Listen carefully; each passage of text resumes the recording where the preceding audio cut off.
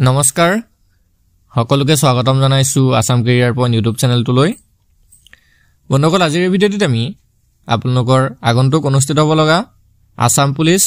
এবিউবি written পৰীক্ষাৰ বাবে সহায়ক হোৱাকৈ ৰিজনিংৰ এটা নতুন সিৰিজ ষ্টাৰ্ট কৰিবলৈ ওলাইছো তো এই সিৰিজটোত আমি সম্পূৰ্ণ ৰিজনিং আপোনালোকৰ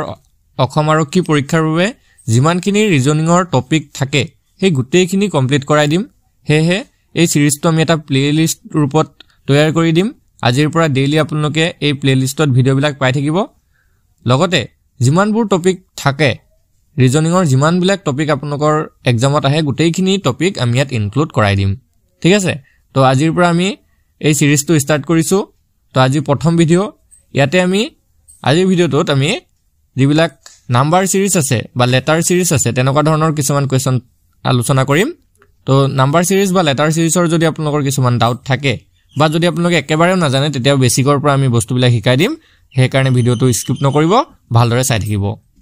ঠিক আছে আৰু চেনেলটো সাবস্ক্ৰাইব কৰি ল'ব আজিৰ পৰা ডেইলি ভিডিঅ'বিলাক আপোনালোকে পাই থাকিবলৈ তো বলক আৰু দেৰি নকৰো প্ৰশ্নবিলাক আলোচনা কৰো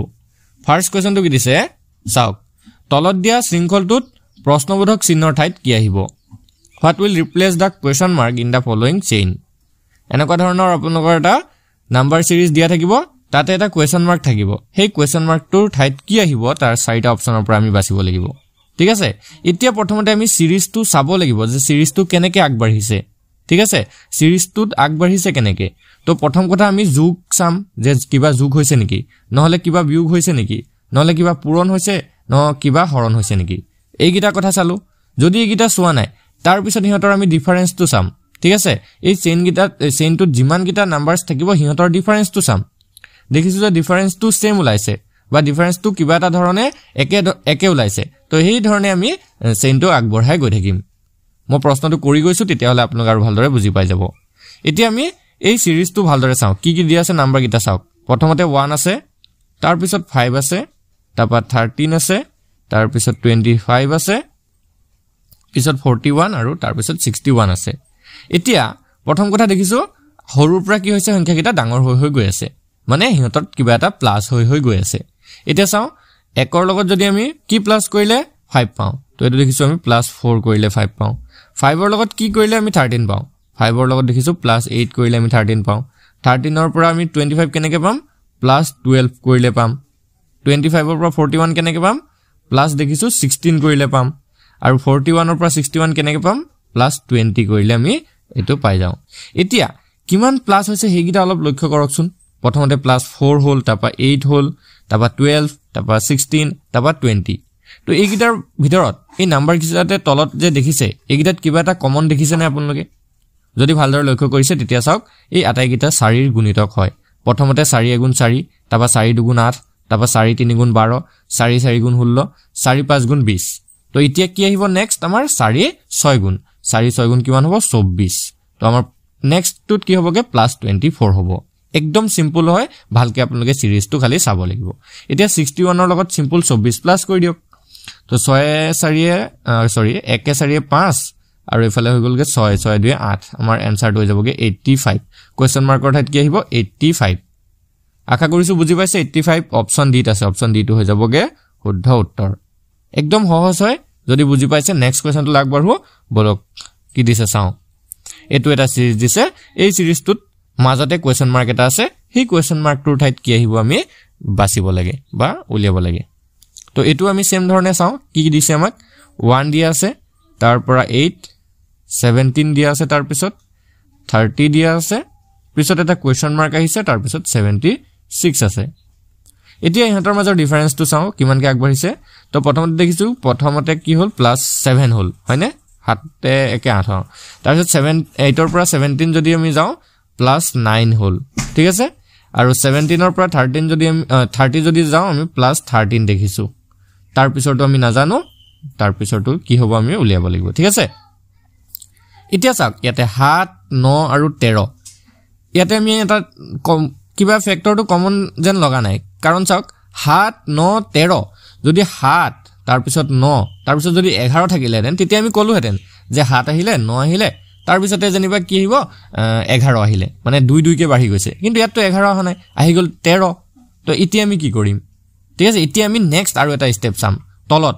7 আৰু 9 ৰ মাজৰ ডিফাৰেন্সটো চাওকচোন 7 আৰু 9 ৰ মাজৰ ডিফাৰেন্সটো হৈছে 2 9 আৰু 13 ৰ ডিফাৰেন্সটো চাওকচোন 9 আৰু 13 ৰ ডিফাৰেন্সটো হৈছে 4 মানে আমি এটো ভাবিব পাৰো যে তলৰটো মিলি গৈ আছে 2 4 তাৰ পিছত কি হ'ব পাৰে 6 হ'ব পাৰে হয়নে 2 4 তাৰ পিছত 6 হ'ব পাৰে তো আমি দি চাও 6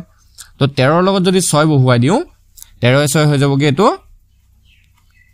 13 6 হৈ যাবগে 19 হয়নে 19 হৈ যাব এটা সিম্পল 30 ৰ লগত 19 আমি প্লাস কৰি দিম হয়নে 30 ৰ লগত 19 প্লাস কৰিলে কোৱেশ্চন মাৰ্কৰ ঠাইত যাবগে তো এটো 9 হৈ যাব আৰু এফালে 3 একে 4 তো 49 কোৱেশ্চন মাৰ্কৰ ঠাইত কি আহিব 49 এতিয়া আমি কনফাৰ্ম হোৱা নাই কাৰণ 76 টো তেনেকে পাইছো না নাই আমি চাওচোন তো 2 আহিলে তলৰটো চাওক দে একেবাৰে তলৰ লাইনটো চাওক 2 আছে 6 আছে এতিয়া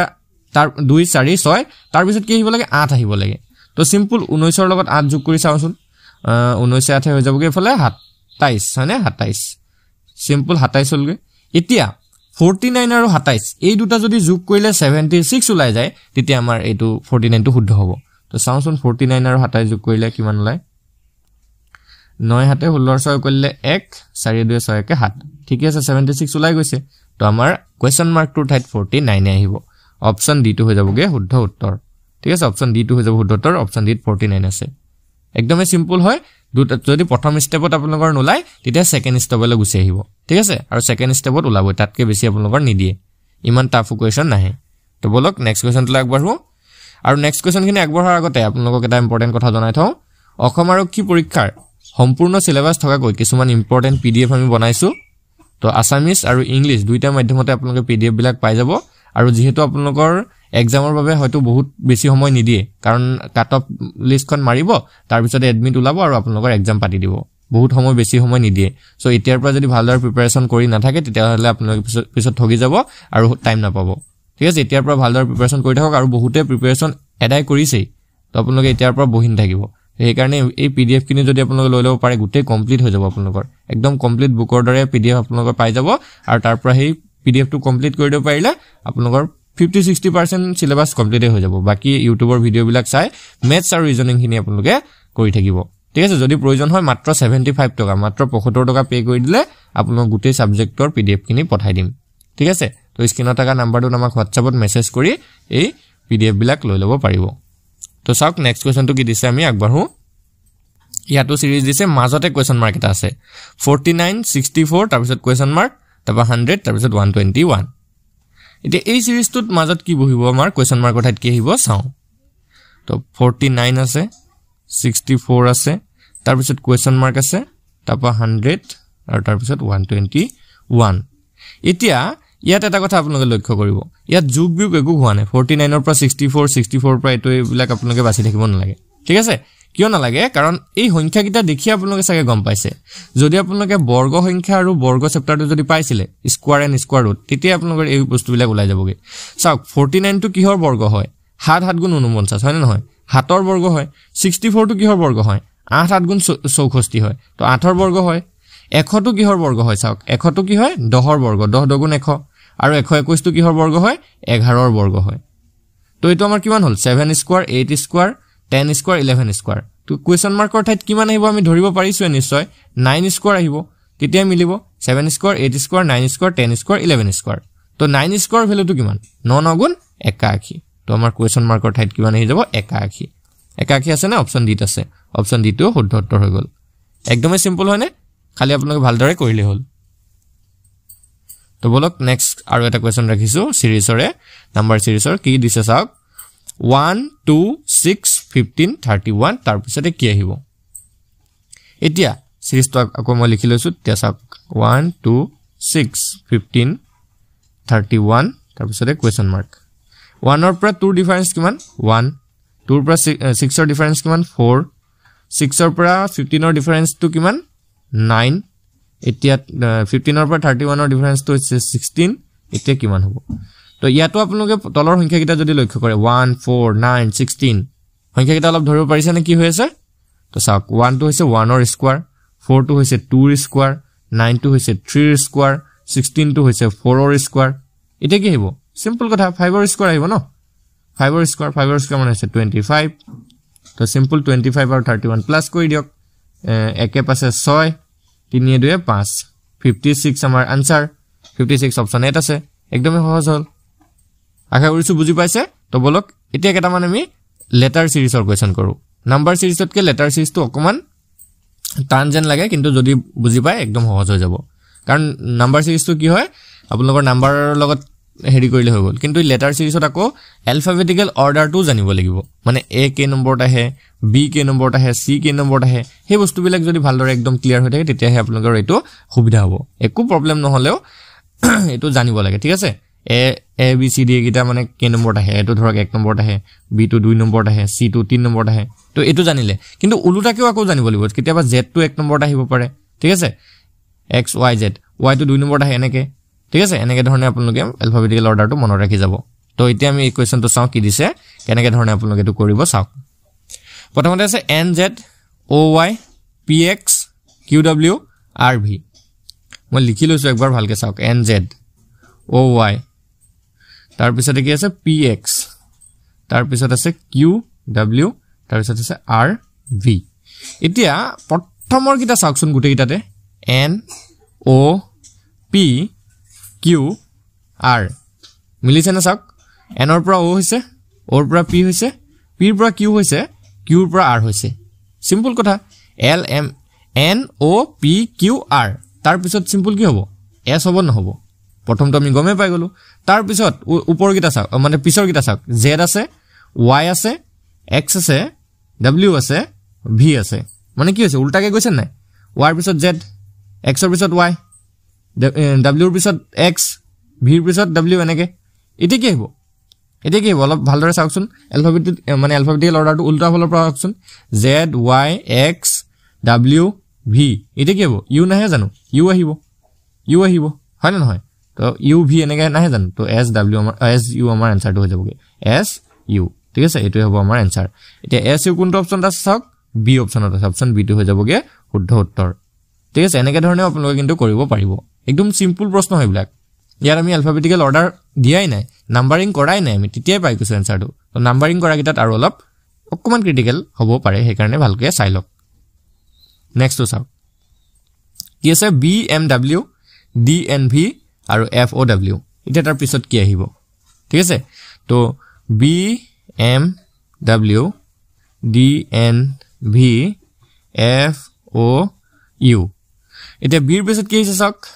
বি পিছত কি হৈছে বি টো কে নম্বৰত আহে 2 ঠিক আছে মই প্ৰথমৰ লেটাৰ কিটা হে চাইছো বি তাৰ পিছত ডি টো কে নম্বৰত আহে 4 তাৰপা এফ টো কে নম্বৰত আহে 6 একদম সিম্পল ধৰিব পাৰিছে চাগে 2 4 6 এটা কে নম্বৰত আহিব 8 আহিব তো 8ত কি আহে 8ত আহে h প্ৰথমটো আমি পাই গলো h থকা দুটা অপচন আছে মানে আমি a অপচনটো আৰু b অপচনটো কেনসেল কৰিব পাৰো এতিয়া অকল c আৰু d তে আমি আনসাৰটো থাকিব পাৰে তাৰ পিছতে কি আছে চাওক m n o মাজৰ কিটা চাওক দে m আছে n আছে o আছে তাৰ পিছত কি হ'ব সিম্পল কথা p আহিব m n o পিছত p নাহিব জানো p আহিব তো c আৰু d দুইটা অপচনতে p আছে কিন্তু এতিয়া অকল লাষ্টৰটো আমি লাগি আছো এটা আছে w আছে v আছে আৰু u আছে u v w মানে আমাৰ এটো কি হৈছে এঘাতকে কমি গৈ আছে এটা কি হ'ব লাগে